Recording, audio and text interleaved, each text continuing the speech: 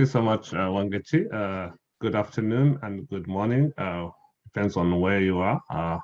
I'm based here in Ottawa. Olivier Musafiri, as you mentioned earlier. Yes, I do speak Swahili. Originally from Congo, so my Swahili is a little bit different from the Nairobi one. And I'm the project manager with TFO Canada in charge of English-speaking countries in Africa.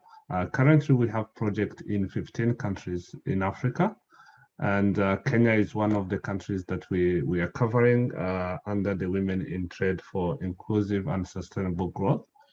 TFO Canada really mission is to support our developing countries to boost their international trade, and mostly focusing on small and medium enterprises, where most of our target population is women-owned businesses. So I'm happy to be here representing TFO Canada, and thanks to Anne Gaeta for the invitation, and looking forward really to discuss how trading agreement can be a good opportunity for the trade in general, but mostly looking at the women in particular. Thanks.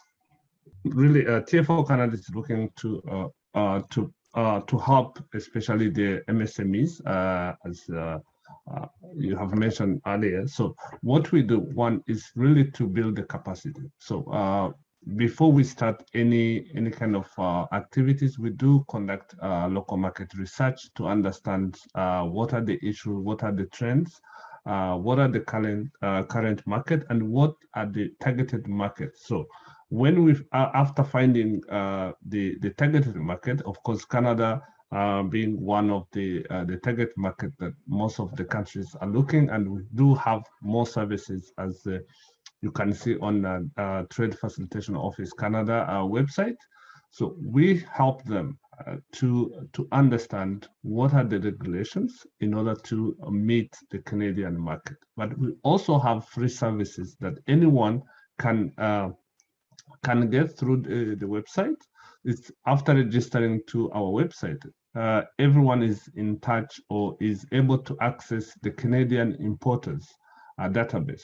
So you can see who is importing the product that you are looking to export to Canada. So then you can start your own communication with them so that you can really see what are the opportunities they have, what are you able to offer, and how are you going to work together. So that's kind of opportunities that lies there, and for everyone who is really looking to trade with Canada, and they're able to access that big database that is really a good part of the services that we offer.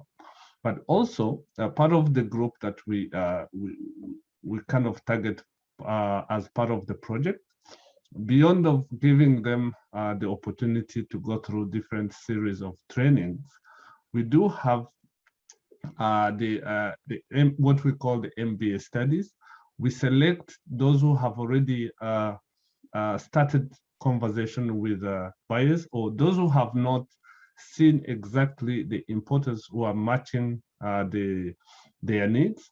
Then we can engage the MBA student here in Canada to conduct a very thorough studies of how these products are going to get market into Canadian market. So that becomes an opportunity for them really to see through how they're going to do. And of course, one of the challenges to see how they're going to expand the market within the Canada.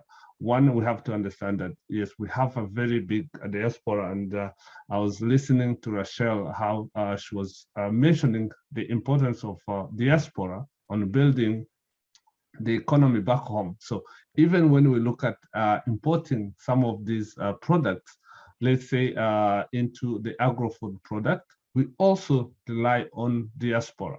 Yeah, if we look at Canada, probably Montreal becomes one of the big targets. The Toronto becomes another target. So we want the MBA studies to really focus on those high spot areas where we can understand why they want to buy that sort of product, and then we help those SMEs to do that, but also bring the SMEs to participate in trade missions, part of the services that we offer, so they can come and participate. Some of the trade missions kind of market familiarization, where they can come and visit big stores to see how the products are kind of different, or what they need to prepare in advance before they can start exporting to Canada. So basically, those are the opportunities we have, but we are now expanding more.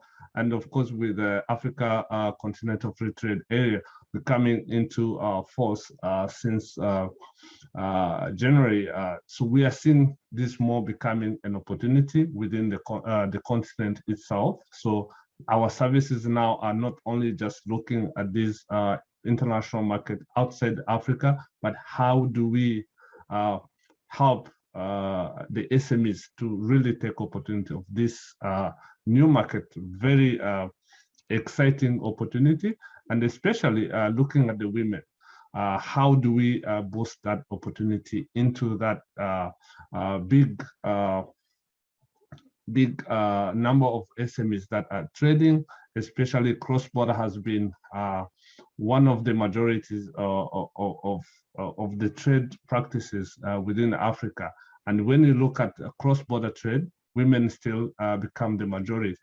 And with my experience prior to joining TFO Canada or coming to Canada, I used to work with the UN Women in Great Lakes region, where I was covering the women in cross-border trade in Rwanda, Burundi, and DRC. So we have seen this kind of trends coming. And recently I was working in South Sudan, and we can see how Kenya and Uganda are still trading so much with South Sudan. So how do we see this as an opportunity, and how do we help the MSMEs to understand how to really trade, not just as an informal part of business, but making it a formal business, where now they can really trade with these neighboring countries as the trend continues to grow, and building that capacity. Most of the issues that we have been seeing recently with the COVID coming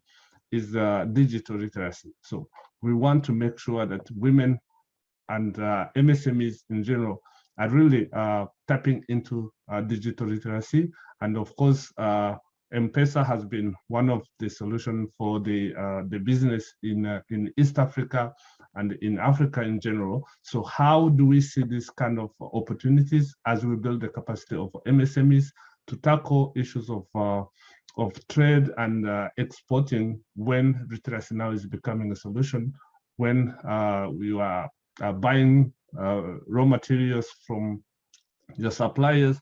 How do we really continue to work with our partners across the continent? And in the case of Kenya, we are working with the Keproba as a government institution, but we are expanding the services not only in one spot, but we are looking at different high spot areas where trade is happening. But really, that's what TFO Canada is doing, and we are seeing a lot of changes, and of course with different stakeholders across the continent, and the women movement really tapping into that to make the Africa Continental Free Trade Area as an opportunity for them and be the forefront of this new market. As I mentioned, with the 15 countries in Africa, and I'm happy to see Sarah Ashur part of this panel, because Egypt is now one of our another target countries currently. We haven't started a project, but we are also looking at Egypt to be one of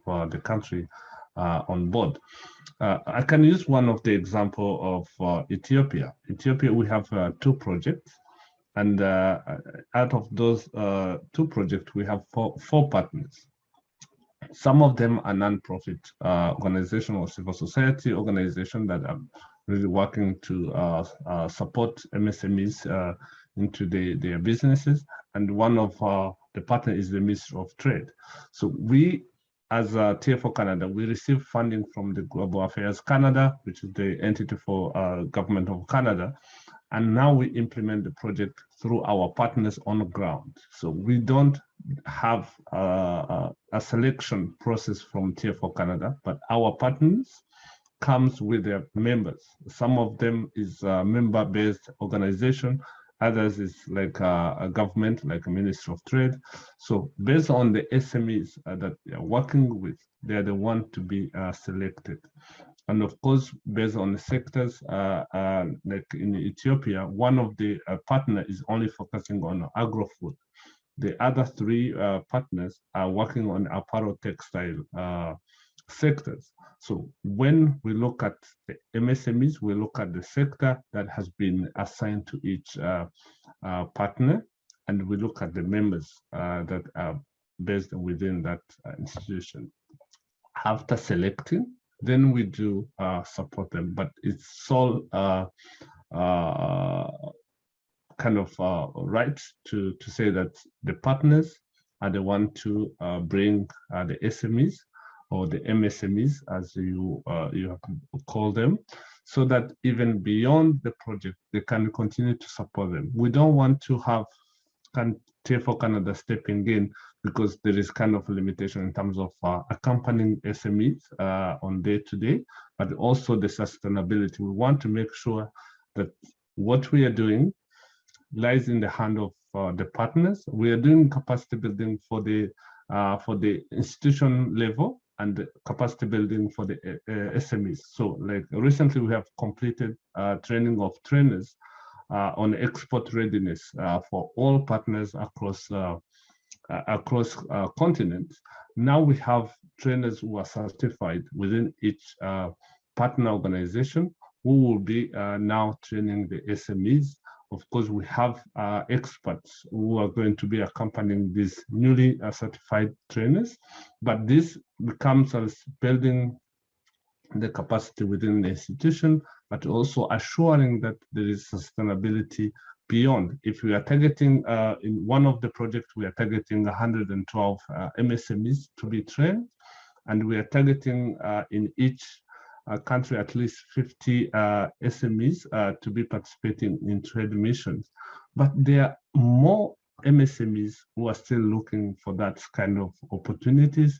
So that's why we want to make sure that our partners have that resource to continue building the capacity of these SMEs. But as I mentioned also, TFO being there for that, our website continue to give them that same opportunities where they can link up with Canadian importers.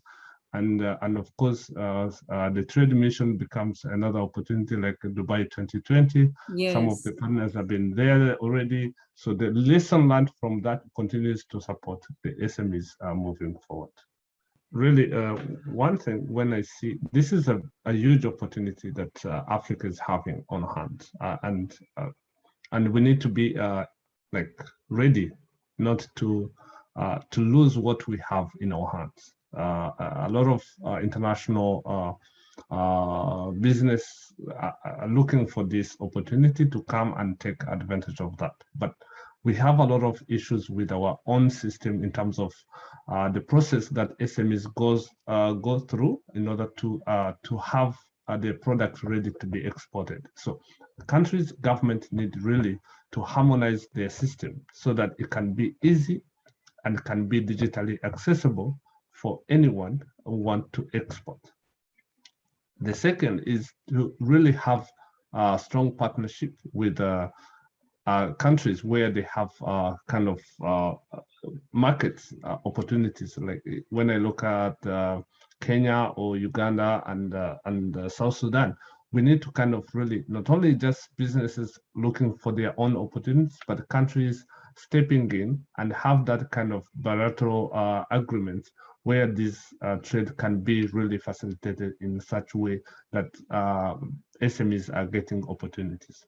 I can also see opportunities for the women voice coming out clearly to see. And this year we've been having a lot of discussion around opportunities for the Africa Continental Free Trade Area, because gender was not really as such opportunity that was clearly stated in the policy. So, but how can we come out for all stakeholders who are looking to really advance the women in trade or the gender equality and social inclusion within the African Trade Agreement, so that the opportunity, once everything is working, women are not left behind this kind of opportunities. So that's what I can say, but also TFO Canada really doing what we have to do in terms of building the capacity so that women and MSMEs can be ready when everything is starting to work well. Thank you.